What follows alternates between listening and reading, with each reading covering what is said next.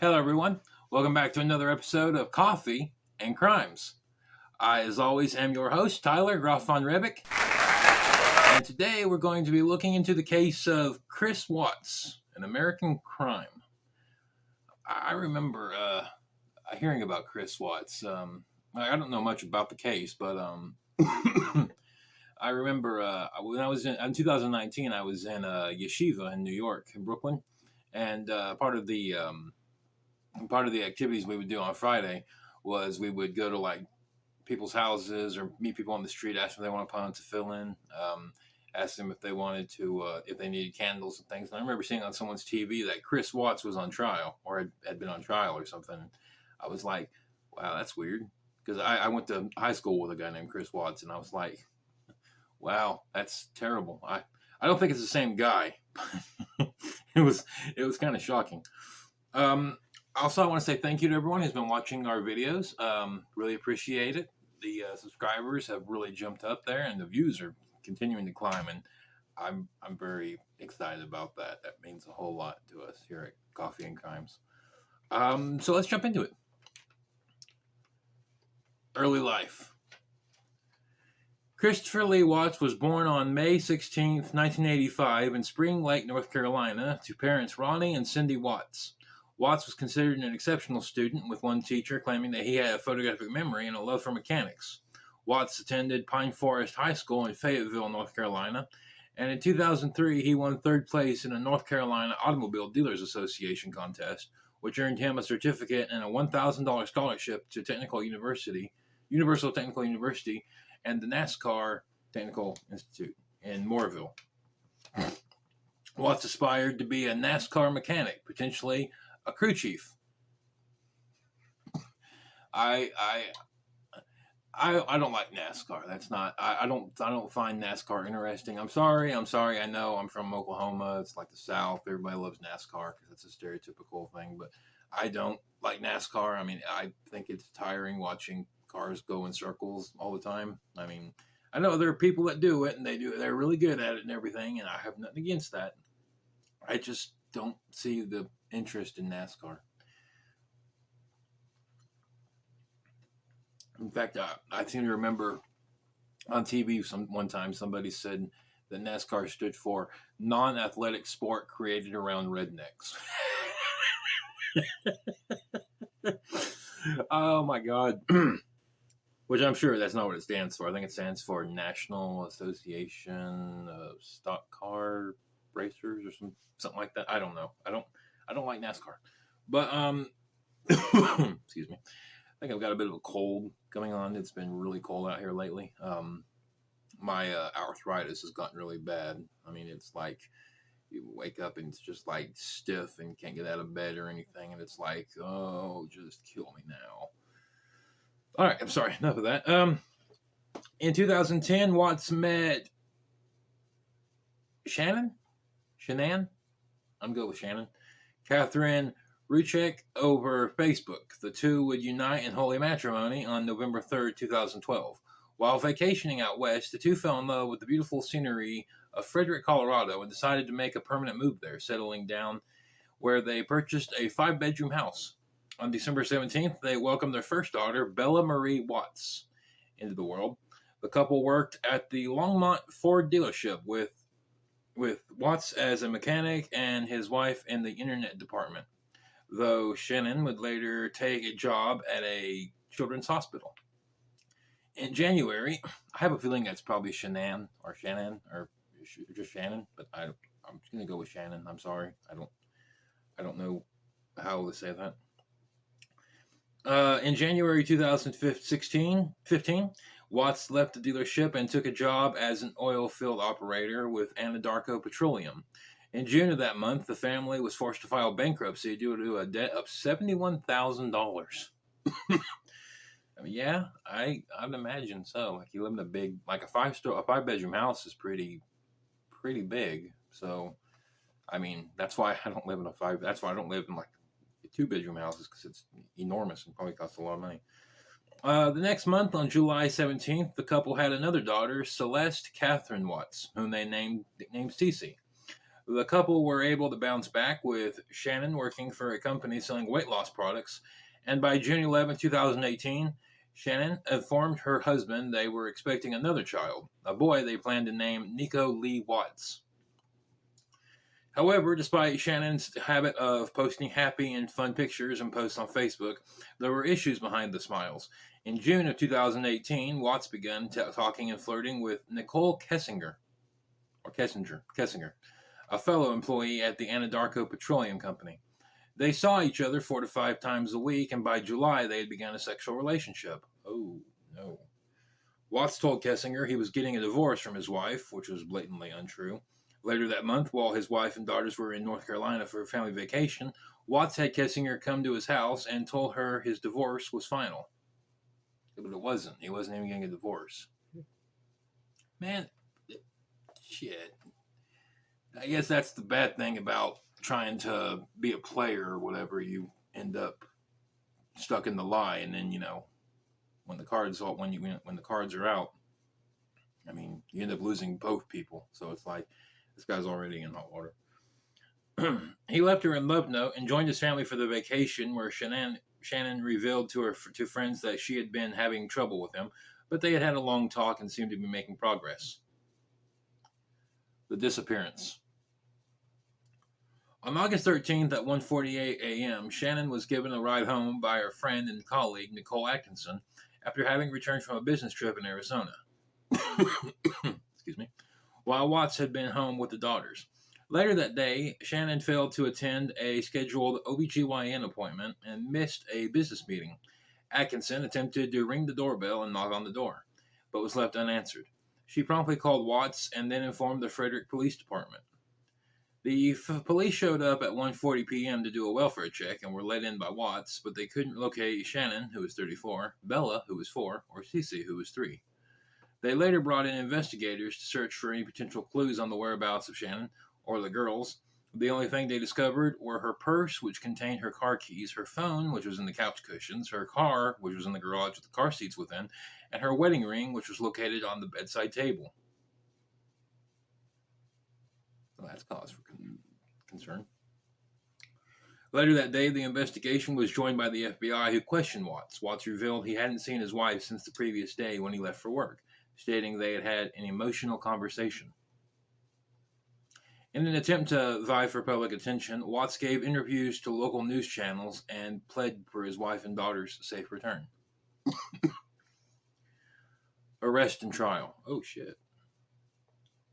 On August 15th, Watts was asked to come in for a polygraph test, questioning him about his conversation with Shannon and other inquiries, which he failed. The FBI encouraged him to tell his family what really happened. While in the interrogation room, Watts asked for his father, Ronnie, to come in from the waiting room. Watts proceeded to break down and reveal to Ronnie that he had revealed to Shannon. Good God. To break down and reveal to Ronnie that he had revealed to Shannon that he had been having an affair and would be seeking a divorce. He then said he went downstairs but returned upstairs and discovered that Shannon had smothered her children over the revelation, which caused him to freak out and strangle her. Oh my. Afterwards, he revealed he disposed of their bodies at the Anadarko Petroleum site. He then repeated this confession to the police officials, who promptly arrested him. Dude, what the fuck?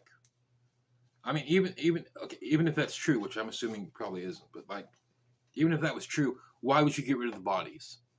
I mean, if your wife killed your kids and you killed her out of shock or fear or whatever, why wouldn't you immediately call the police? See, that's already right there. Why wouldn't you have immediately called the police and explained the situation to them? Why would you get rid of the bodies?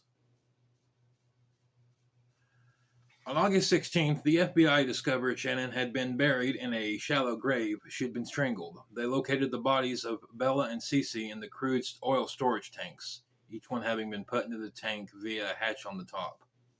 Oh my God. Watts was arraigned for a bond hearing that day, but was denied. On August 21st, Watts was charged with 3 counts of first-degree murder, including an additional 1 count per child cited as death of a child who had not yet attained 12 years of age, and the defendant was in a position of trust, unlawful termination of a pregnancy, and 3 counts of tampering with a deceased human body. At a later hearing, his bail was set at $5 million. On November 6, 2018, Watts pled guilty as part of a plea deal. The death penalty had not been put forward by the DA on behalf of Shannon's family, who didn't want any more death to happen. 2 weeks later, Judge Marcelo Kopko called the murder spree perhaps the most inhumane and vicious crime I have handled out of the thousands that I have seen, and sentenced Watts to 5 life sentences without the possibility of parole, including 48 years for unlawful termination of Shannon's pregnancy and 36 years for disposing of the bodies of his family. Oh my God.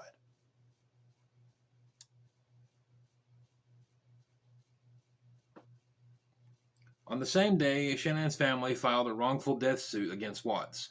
A year later, a judge would rule in favor of them and ordered Watts to pay $6 million. How's he going to pay $6 million if he's in prison? I mean, he's not getting out. I'm sure if he gets a job in prison, I mean, what's it going to be like? Making 10 cents an hour?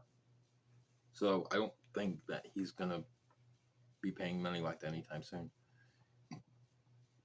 On December 5th, Watts was moved to Dodge Correctional Institution in Waupun, I'm probably going to screw it up, Waupun, Wisconsin for safety reasons. Safety reasons? If the dude murdered his family, why on earth is he being like, why are they worried about safety reasons? He's going to get killed in prison. I mean, that's what happens to people who go to prison for that kind of thing, isn't it? I mean, I know obviously he didn't get the death penalty, but I mean, he went to he's in maximum prison for maximum security prison for this kind of thing. So why are they worried about safety reasons? I mean, I'd be more worried about like the guards whacking him. On the 18th of February 2019, Watts gave a 5-hour interview in full confession on what happened. He stated that him and Shannon had had sex when she returned home at 2 a.m. that morning. Hours later, he revealed to her that he was having an affair, and she replied that she knew, stating that she would take the kids and he would never see them again. After she said that, he strangled her to death. Oh my God, despite the fact she was carrying his unborn child. After this, he revealed that Bella had walked into the room and asked what was wrong with her mother. Watts then dragged Shannon's body down the stairs, which woke Cece. Watts then had the girls load up in the back seat of his truck with their mother's body on the floor, wrapped in a sheet. Oh my God. Imagine how horrible that would be for a child to see. He then drove 45 minutes to the Anadarko Petroleum site. Once he reached the site, Watts smothered Cece with her favorite... Oh, God almighty.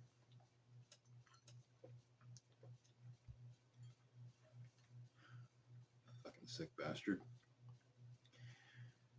With her favorite blanket that she'd brought with her. Bella asked if the same thing would happen to her, and Watts responded by strangling her to death, despite her feeble attempts to fight back. Oh my God. Damn, dude. What is this? Why would you do that? What is he? Is he a psycho? Does he think that he's going to get away with this? He then carried the bodies to the storage tanks and deposited them one at a time into the crude oil storage tanks. He had brought a jug of gasoline with him, planning to kill himself, but ultimately couldn't go through with it. Not too bad. He should have went through with it. I'm sorry, but I know suicide's never the answer, but seriously, that's like, if you're that sick of a person, if you're that fucked up in the head and you murder your pregnant wife and your 2 kids who are, if you murder your kids, period, but I mean, like, murder your daughters who are like underage or like just children, just murder children at all. I mean, yeah, I'm not going to cry at your funeral if they say that, if you lit yourself up. That's like, and they transported him out of maximum security prison to another one for safety reasons. He should have got the death penalty. I don't care. They even if the family didn't want it, there should have been death penalty right there. I don't like this Chris Watts guy. I do not like this Chris Watts guy. Aftermath. Chris Watts remained in Dodge Correctional Institute, where he worked as a butcher in the prison. He works as a butcher in prison? Okay, why would they let him near sharp tools in prison? As part of the wrongful death suit against him, any money he earns is sent toward the $6 million he owes to Shannon's family. He has a picture of Shannon and the girls in his cell and states he talks to them on a regular basis. He also claims he has since found religion and believes he'll be released early because of it. Okay, right. Yeah, no, you're not getting released early. I mean, you're not getting released ever. And in my opinion, that's a good thing. I mean, hell, I'd give him like a blood transfusion to keep him alive so he has to live every one of those 5 sentences. I mean, or better yet, just give him the death penalty. This guy's a waste of air. Why the hell is he? I know I should. You're a YouTube crime guy. You're supposed to have an unbiased opinion. Well, I don't have an unbiased opinion. I think this guy is sick. What he did is sick. He murdered his kids. He murdered his wife. He murdered his unborn child. And for what? I mean, over a side chick? There is nothing that even remotely makes what he did excusable.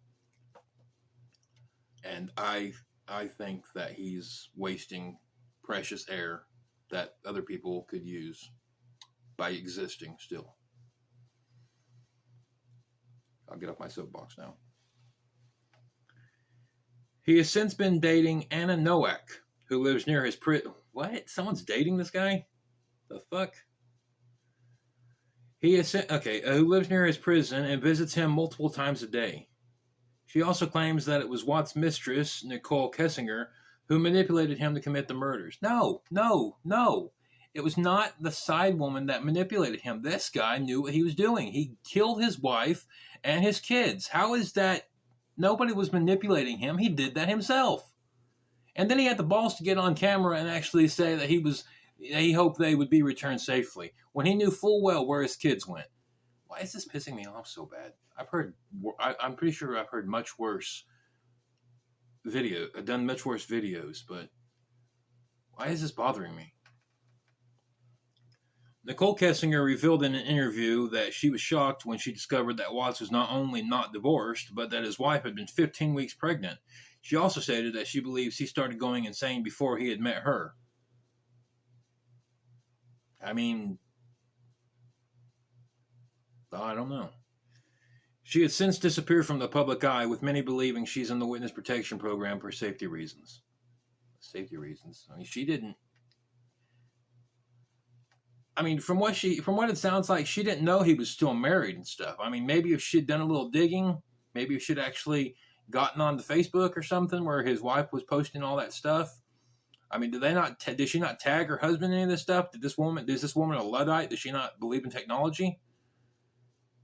I don't understand. The Watts family murders is considered one of the worst cases of familicide to ever happen. It was considered different because Watts had not self-terminated, which most family annihilators will often kill themselves after their crimes have been committed. Except for that Ronnie DeFeo guy. I mean, he didn't kill his family. I mean, he didn't kill himself after he killed his family. But then again, he blended on like ghosts or demon possession or some shit.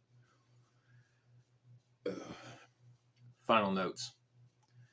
On December 7, 2019, Oxygen released a 1-hour documentary about the case as the first episode of Series 3 on their television program, Criminal Confessions. On January 26, 2020, Lifetime released a film called Chris Watts, Confessions of a Killer as part of its Ripped from the Headlines feature film series. I've noticed a lot of shows be doing that lately and stuff. Like Law & Order SVU, the other day I was watching, had an episode that was based on the Jeffrey Epstein case. And it's like, wow, have they all ran out of ideas that much? It stars Sean Clear, this guy, as Christopher Watts, and Ashley Williams as Shannon. Shannon's family spoke out against the film, stating they had not been consulted about it and were not aware of its making until it was already in production. They've also said they're not making any money from it, and they fear that it will only increase the harassment online they've already been receiving. What? Who the hell is harassing this woman's family? She was murdered. Her kids were murdered. Her baby was murdered. Who? Why do people do that? What? I mean, maybe there's something that this script didn't tell me, but I don't get it. I mean, from what it seems like, she was a victim. Why are they victim blaming? What is that? Why are they? Why? Someone in the comments, please explain to me, because I obviously don't know. On September 30th, 2020, Netflix released American Murder: The Family Next Door, a documentary about the murders. The documentary features archival footage, including home videos, social media posts, text messages, and law enforcement recordings. In 2022, a true crime band, SKYND, Skinned, published a single called Chris Watts, based on the Watts case.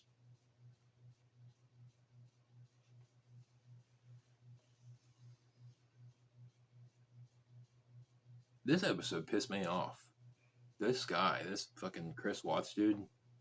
Oh my god. I have no. I'm sorry. I know I've obviously shared a lot. I started this episode on a relatively cheerful note, and now I'm just pissed.